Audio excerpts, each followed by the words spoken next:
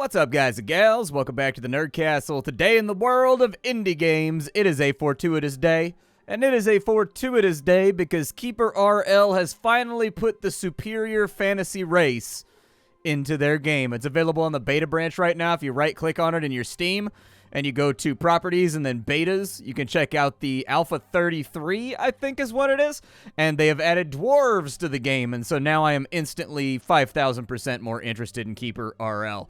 Like, listen, I'm fine with, like, green skins. They're awesome. I love orcs and goblins, but dwarves are my one true fantasy love. So today we're going to dive on in, take a look at it, see if this beta is something you wanted to check out. If after watching this you did indeed want to check it out, you can look down below in the description. I'll have a link for you down there for wish listing. Aside from that, you'll also find a link to my Discord, my Twitch, and my Twitter, which you're welcome to join me on. Aside from that, let's get right in. So if you've never played KeeperRL before, this is a game where you run a colony, basically, and every single race kind of has different things that they're trying to accomplish. So, like, on one layer, it's Dungeon Keeper, but you don't really get invaded or attacked altogether that often, at least in my experience. Instead, you're building a base so that you can equip your guys and eventually ride out into the land to spread your supremacy, whether you're playing orcs or goblins or gnomes or dwarves or whoever across the land. We don't need the tutorial. We are going to play as dwarves. Our settlement's name, we'll call it, I don't know, we'll call it Beardenheim. There we go. That's a solid name for a dwarfish settlement right there. It really puts right up front what's important to all of us. Let's start it on off.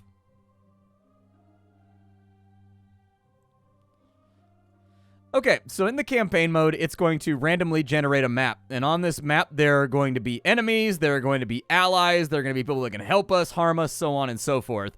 The map that it's given us for right now, it has given us Voldemort, who is the main villain. We also have a white dragon on the mountain, which is one of our main enemies. We've got giant spiders, so that's not too bad. I think we can handle that. We've got lizard men, who are actually one of our main enemies as well. And then we've got goblins, who are also a lesser villain. I feel like this seems like it'll be a pretty cool map. We've also got Teutonic Knights that are allied with us, and then we have another colony of dwarves who are allied with us. And then there's an unremarkable dungeon over and off to this side. Okay, let's go ahead and confirm it. It's been a long time since I played KeeperRL. I'll be honest with you, it's been a hot minute. All right, so we have our dwarves. The controls in this game, pretty simple. You can use right-click to pan around, you left-click to select things. Everything runs pretty much just like you're playing RimWorld or any other colony manager. D is going to allow us to dig. You can go over here, though. All of the commands are listed on the left-hand side, just in case you like to click things and do stuff. For right now, we need to make an entrance to our dwarf hold, and so I'm going to do that. Let's go ahead and we'll just kind of dig a tunnel right here. The other thing we need to do is we need to collect a wood supply. Like, we're going to need a lot of wood to get our guys equipped before we can go out on the war campaign. So I'm going to do that. You can press the 1 through 4 keys in order to speed up or slow down gameplay, just in case you wanted to. Apparently, my dwarves are, like, ardently and fiercely against the idea of foxes because they just beat a fox to death. I don't know why they did that. It seems kind of unnecessary. I don't know why. He saw a fox, he became irrationally angry. He's like, ah, that reminds me of my uncle! And then just, like, beat it to death. I don't know. We're going to keep on digging down here with this main hallway. It looks like we've got a pretty solid mountain on this side. It also looks like we've got a lot of resources over here, which is absolutely great. I'm going to make, like, a great hall right here. Yeah, let's do something like that right there. We'll have like a great hall after they enter on into our dwarf hold. For right now, it's not going to be done for a little bit, but I think that we've got our wood taken care of, and now we've just got to focus on getting this entire area cleared on out. They're still digging down here. That's going to give us access to a little bit of stone so that we can start making this place more prettier, because, you know, you're dwarves. You take pride in your craftsmanship. And so, like, you can't just have a dwarf hold where, like, the walls are not, like, fantastically well artisaned and the floors aren't, like, perfect worked marble, you know what I mean? Like, you gotta do that. It's part of being a dwarf. Let's go ahead and get this iron out of the wall right here, and that'll make one of our first rooms. We'll go ahead and we'll make another room right there. I'm not really gonna worry too much about... I don't know. I'm not gonna worry too much about doors and things. But we'll make like a little vague living area down over here. In addition, from this side, we can start going like so to just sort of expand that off, although it looks like maybe there's nothing to dig over here. We'll slow it down for a second. It's possible we're going to pop out on the other side of the mountain on that side. And yeah, that's exactly what's going to happen. There's a river right there, so I almost like flooded everything. The good news is this still works out in the interim because we can use these for artisanal storage areas. There we go. It's the same as a normal storage area, but if you call it artisanal, you get to charge 3 times as much for it.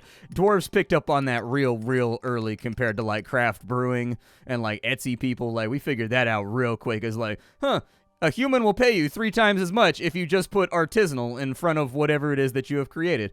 What an interesting observation. Let's put in some doors. All right, so we'll get those all rocked in. Doors ready to go. I don't think we can put doors in right here, and there's no big double doors. I do wish that there was double doors. That would make me super happy if there was double doors, but there ain't. We need a storage area, so I'm going to say that this area is for resources, and then I'm going to say that this area is for equipment. And then what we'll do is we'll put crafting benches along the walls on each side. The other installation that we're going to need is we're going to need to start getting some light around here. So creatures of good, they like to have light inside of their bases. And so we'll just kind of put in some torches. There we go. Looks good to me. On each of these, we'll put one in too. Perfecto. Couldn't have asked for anything better. Looks fantastic. I think it looks great. They are going to get to work, and they're going to start bringing back all the resources so that we can actually do stuff. And as you can see, the doors are getting put in right now.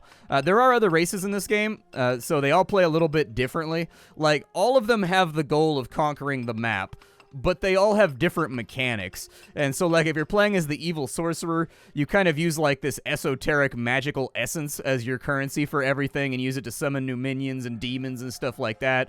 Humans, they breed. Dwarves, you know, they do the same thing. If you're playing as orcs or whatever, they have their own particular mechanic that acts as sort of like the hallmark or, like, the engine for how everything works. You'll definitely find some content here. This is one of those games that you can definitely sink some hours into. Once you get done with one race, you just, like, start with the next one and learn how they work. I would like to do a little mine shaft off this way so that I can have all of this loot on this side. We are going to need all that stone, and we are going to need all that iron as time goes along to equip ourselves. So I feel like it's a good idea. They're just hauling for right now, so I'm going to let them get done with the hauling, and then we'll resume. Okay, hauling's all done. So because we are the dwarves, we start out with a little bit of a bonus. We start out with the ability to do ironworking, which all the other factions actually have to, like, learn how to do. They don't know how to do it. And so we know how to do that from the beginning. Aside from that, we also have the ability to do some light woodworking. And so I'm going to go to the crafting menu over here, and we're just going to put, like, some workshops over here. I don't know how many workshops I want to put in, but we do need some workshops just to get ourselves equipped. So we'll put in a couple of those, and then over here we will put in a couple of forges just to get things ready to rock. Perfect. And so there you go. Now we can do both leather goods and we can do iron goods. Did they bring back all that iron already? Is everybody just, like, sitting around right now? Huh. It appears as though they're all just sitting around. They have no orders. Fair enough. Fair enough. That's on me as a leader. I failed to give them those orders, and so, you know, what am I going to do, be mad at them? We'll go ahead and grab all that stone from over there, too.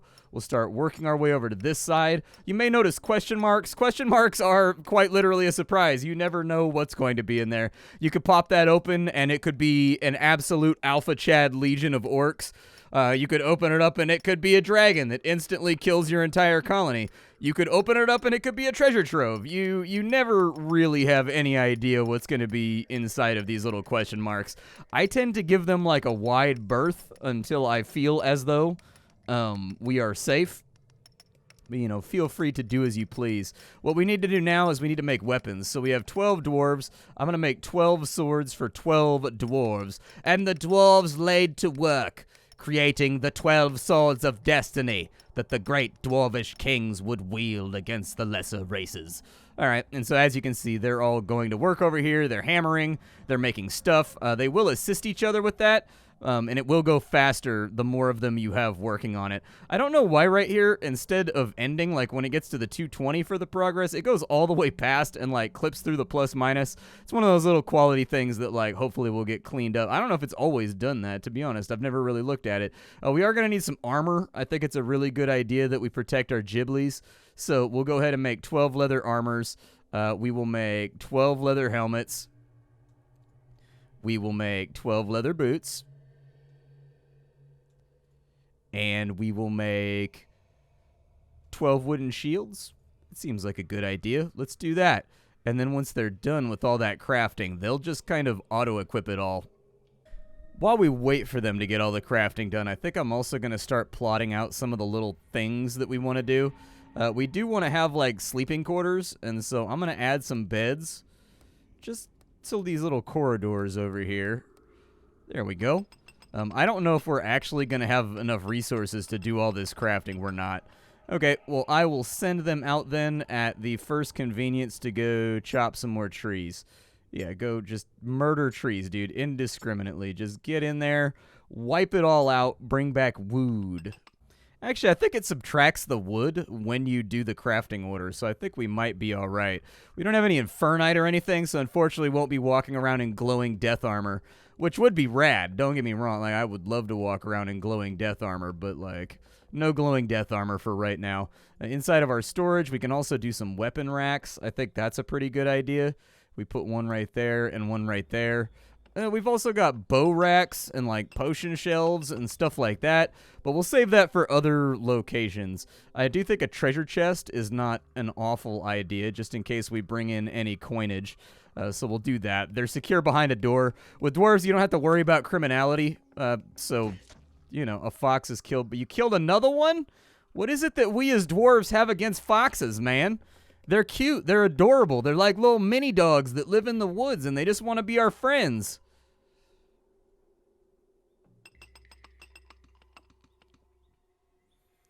And then I think what I'm going to do is I'm going to get a little decorative out here. How are we doing on the sword construction? 8 of the swords have been crafted, and then we're actually not that far when it comes to our stuff, so we're just waiting on hauling right now.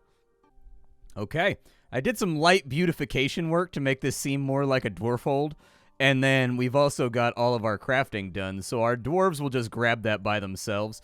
We do need to do some basic commander type stuff, so we can convert their class on over, and this just basically inherently makes them better at doing whatever it is that they do. Melee fighting obviously makes them fight better. Archery makes them prefer bows and fight from a distance. Spell casting will give you access to all the spells that you've researched, and then artisans, they craft things faster, and they prioritize crafting jobs.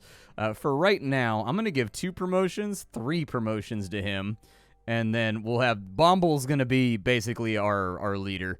So we'll set him up as kind of like the head of the pack, basically. And with all that extra combat skill right there, I think he'll do a good job. That extra 9 attack is not bad. What we can do is we can create a new team right here. You should see Bomble in there somewhere. Yeah, Bomble's right there. I don't know if they're going to equip all the stuff. Sometimes they equip it, sometimes they don't. They seem to prioritize weapons and chest armor. And then after that, it's kind of like, if they see it, they pick it up. But, like, you can't really... I mean, I think you can force them to pick it up somehow by taking control of them. Because you can take control of any one of these guys that you want manually. And by taking control of them, you can walk them around and make them pick stuff up and equip it and whatnot. But it's just so micro-y. And if you guys know anything about me, I kind of loathe anything micro-y. I don't tend to do micro-y stuff.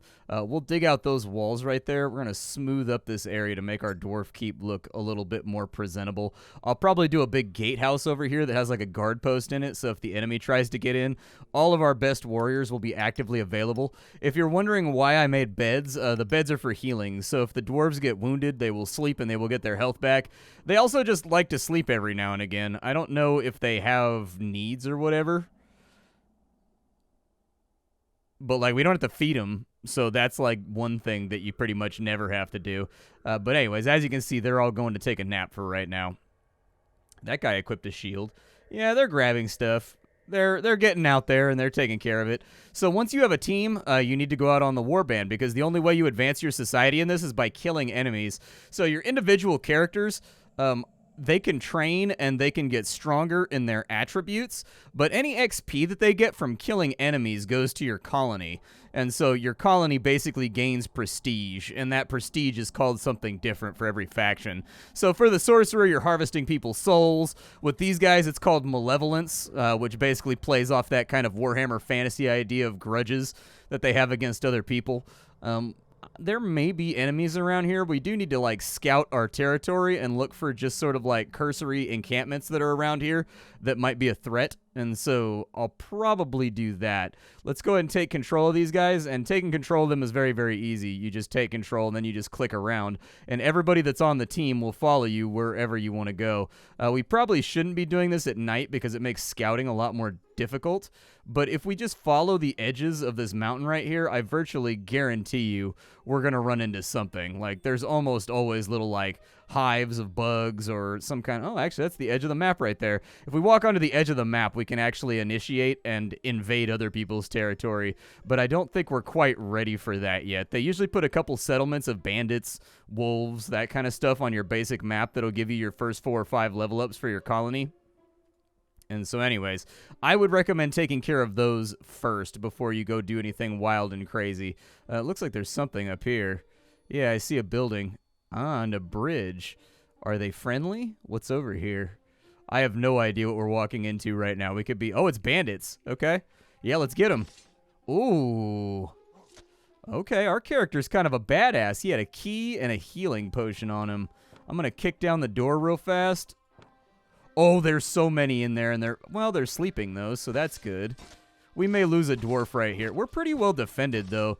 It looks like they're having a hard time getting through our armor. I'm just passing turns. Unfortunately, one of my characters stepped into the fatal funnel right there to fight, and so can't get past him. Can't get past. Oh, cool. We killed the tribe of bandits. Nice. So they're all dead. There's going to be loot laying around, like, all over the place. I normally only pick up healing potions and stuff so that I can distribute them to other people. Yeah, we'll take that. We got short bows. We've got hand torches. I don't really want the clubs. I don't care about those. I can make those myself, and honestly, they're worse than what we have right now. But there's our first bandit tribe that we've wiped out. Apparently, there was like 15 guys living in a hut right there, just nuts to butts, hanging out, dude. Just having the time of their lives in the woods. Good for you. Good for you. Find a thing that makes you happy, and if it's just a house full of, like, men sleeping, dude, you know, get permission first. Like, don't just, like, barge in, because that might not end well, but, you know, if that's what you're into, that's what you're into. You know what I mean? Spend the rest of your life drinking deep from the well, my friend. Do it. It looks like there's something over here. If there's an entrance to the mountain, there it is. Okay, so, like, stuff that lives in mountains tends to be a little gnarlier. So I might be being a little overly aggressive here, but we're going to kind of plumb the depths and see what happens. There's a whole bunch of resources over here, which is pretty cool. And there's dark elves. Okay, dark elves are a bit more of a threat. Yeah, let's go ahead and I'm going to swap out real quick and let my other dwarves fight. There we go. Pull them back into the funnel. I am critically wounded. I don't want to be critically wounded. Oh, well, apparently my big tough guy died, so we had to pick a new leader. Feels ripperonis. That was a lot of level ups I used on that guy. Feels bad. I couldn't get away, though. We've got short bows, healing potions. I'll take them. I'll take the swords, too. That's why they were hitting so hard. They had swords. Swords give you quite a bit of oomph. There's an invisibility potion right there. Usually there's more of them around. I was going to say, the wizards don't count. So they've got dark elf sorcerers in here. They don't count when it comes to their pop cap. And so, like, we got to track them down. Oh, another sword. I'll take that. There goes another one right there. We'll get vengeance upon the elves, dude. We'll get vengeance on the elves for what they did to our people. We can probably disband this now and take a look at our XP and see what researches and stuff we have available. So that's what I'm going to do. We'll exit control mode, and they will all make their way back to base as far as I know. Oh, that was actually right next to our base, so it's a good thing we wiped them out. Otherwise, they would have been, like, a real threat if they had been allowed to, like, dig and grow. So that's good. Everybody that's wounded will go lay down and take a little nappy poo, and their HP will slowly regenerate. It looks like we've got 4 upgrades ready to rock, and we've got 1 research ready to go. I'm going to go... God, I don't know. Let's go with... I don't know if alchemy's worth it. Moonshine might be kind of fun.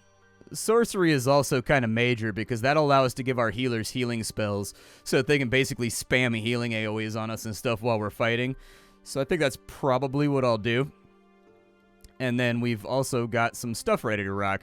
So Gora's the new leader. We'll make him a 2-star melee fighter. Freund will make you a... Let's call you an archer. Let's call you a spellcaster. And let's call you a spellcaster. Sounds good. They should put weapons on racks if they're available. Yeah, it looks like they put some keys and stuff on there too. I don't know what the keys are actively for. That's a new item that I've never seen before. So, like, I don't exactly know what the keys go to, but I suppose we'll figure it out at some point. We've got a bunch of gold and stuff over here that we can mine out, and I highly recommend that we do so. So let's go ahead and rip their base apart for resources. Maybe we can upgrade everybody to the iron tier.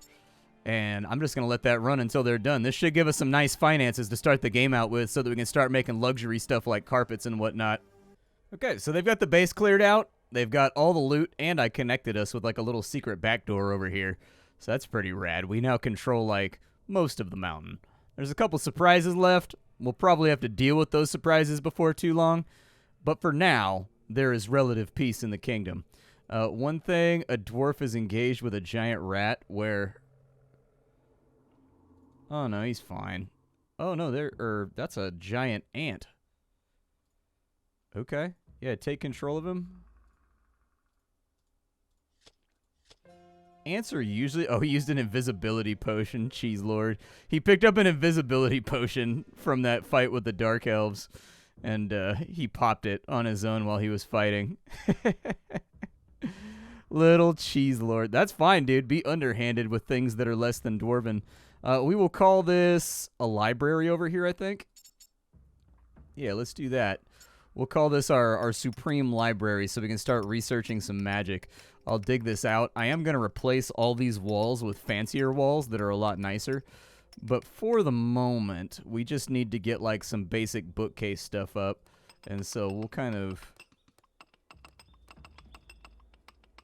call that a library right there. There we go. Library's all ready to rock. So what'll happen is anybody that's assigned to spellcasting, they should come in here and they should research spells as far as I know. They should come in and they'll like learn new stuff. So they'll learn how to make my army invisible. They'll learn how to like shoot fireballs. They'll learn how to heal my guys actively in combat. Just sort of depends. Oh, look at that. And these guys are getting titles and stuff too. Yeah, the Bandit Slayer. Does anybody else have any cool titles? No, just these guys. But yeah, they get titles for killing. So if you kill an enemy leader, whatever race the enemy leader is, you become the whatever slayer. So like if you kill like the ogre leader, you get the killing blow on him, you become like the ogre slayer basically. Kind of a cool way to, I think, sort of characterize your troops, I guess. I do want to open these up and see what's in there, but I got a bad feeling about it. I got a real bad feeling about it. I'm going to put a bow rack in the middle right there so that they can start putting the bows around. The dwarf has learned the spell of damage bonus. Very nice. Normally what I like to do is I like to control the caster. That way I can... Because, like, spells are kind of like a big force multiplier in this game. And so, like, controlling... So the AI does an okay job. But, that being said... Yeah, let's crack this open over here. Let's see what it is. I would like for most of my dwarves to be around when this wall opens, but...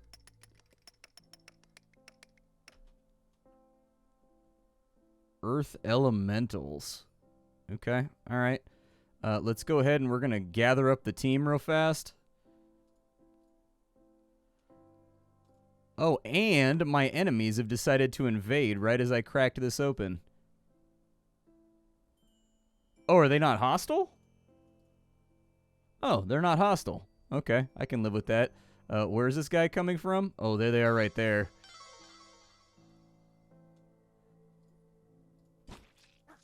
Yeah, goblins shouldn't be that much of a threat. We should be okay here.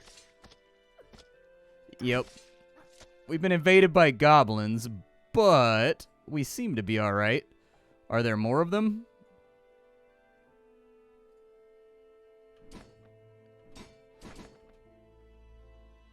Doesn't look like there's more of them. And these elementals are not hostile, so I guess I'll just leave them alone. I thought for sure that the goblins would be hostile, but, like, I guess I was wrong. We got to go conquer some more people. We didn't really get any XP for that, unfortunately. Wish that we did, but we didn't. Let's go ahead and cut a tunnel down here. We'll keep an eye on it and figure out what it might be. I'm going to be a little bit more careful this time around. We got real lucky with the earth elementals. It looks like a water area, actually. Oh, the earth elementals are actually going around killing underground ants and stuff to protect it. It looked like they're... What was that? What was that? Hold up. I don't know what that was. I need structures. Can you guys do like a wooden bridge right there real fast? Well, good. These guys are acting like my own little personal bodyguards right now. Oh. Hold up. Apparently a giant ant soldier just wiped everybody. You guys... I'm going to put you guys in control mode. Yeah, you guys come back because I don't know what we're walking into right now.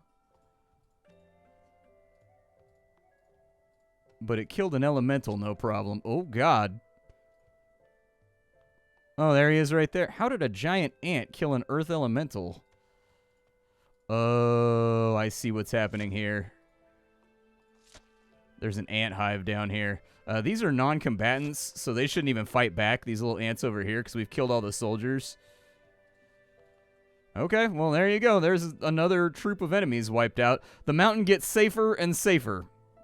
Okay, so we're going to exit control mode real fast, and then I have no idea what that statue to the evil god Adoxy does. We probably want to destroy it because we are not evil, and it is... That's actually new. I've never seen that before. So who knows what that does, but apparently we've decided to settle inside of a mountain that has an evil altar inside of it.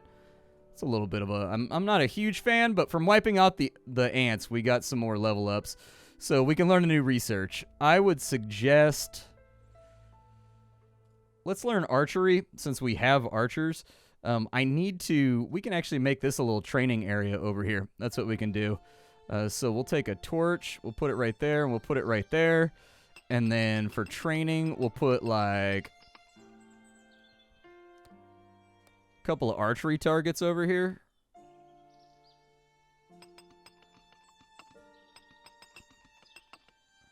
Yeah, that's good. Be careful about training installations in this game. One thing that I've noticed is like if there's training installations down, they tend to prioritize like training over everything else. Like, they tend to prefer, like, training over every other activity. So it has happened several times where I've had to just sort of, like, destroy my entire training area. That way they'll, like, get the hell back to work. And, you know, it's just one of those minor pet peeves. But anyways, this is KeeperRL. I hope you guys liked it. We haven't invaded the overworld map yet, but we've done a pretty good job of pacifying our map. There's a few more question marks left that still need to be dealt with before we can say that we're safe. But we're getting there. We're getting there. And we've gotten a couple level ups, a couple of researches, a couple of new things that we can throw together. And so I think that things are looking bright and shiny for the new budding colony of Beardenheim. My name is Splattercat. I sift through the pile to find what's worthwhile in the world of indie games every single day so you don't have to. Today up on the chopping block, it was KeeperRL's new beta with the dwarves included. Tomorrow, it'll be something else. Thanks for hanging out, everybody. I'll see y'all next time.